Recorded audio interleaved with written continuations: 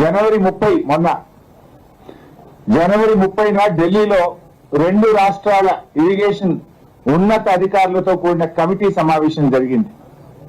ఆ జనవరి 30న జరిగినటువంటి సమావేశంలో ఆంధ్రప్రదేశ్ తెలంగాణ హక్కులకు సూటి పెట్టింది. ఆంధ్రప్రదేశ్ సూటి పెట్టింది.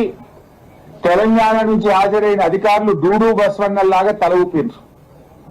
సిడబ్ల్యూసి ఇదే అదనుగా భావించి బీజేపీ ఈరోజు ఆంధ్రప్రదేశ్ చెప్పు చేతుల్లో ఉంది కనుక దీన్ని అడ్వాంటేజ్ గా తీసుకొని ఇవాళ గోదావరిలో తెలంగాణకు శాశ్వతంగా నష్టం చేసే విధంగా సిడబ్ల్యూసి యొక్క చర్యలు ఉన్నాయి.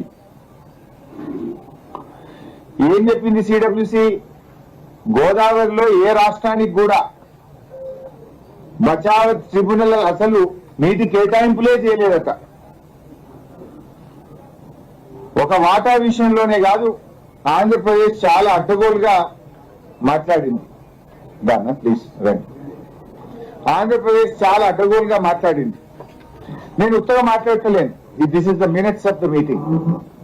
ఢిల్లీలో 30 జనవరి నాడు ఆంధ్రప్రదేశ్, తెలంగాణ కేంద్ర ప్రభుత్వ అధికారులు కలిసి సంయుక్తంగా ఢిల్లీలో నిర్వహించిన మీటింగ్ మినిట్స్.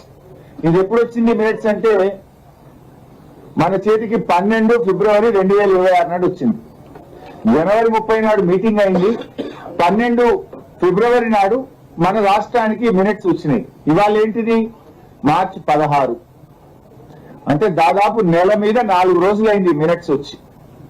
మరి ఈ మినిట్స్ లో తెలంగాణకు అన్యాయం జరిగే విధంగా ఈ మినిట్స్ ఉంటే వెంటనే రాష్ట్ర ప్రభుత్వం రెస్పాండ్ కావాలా వద్దా?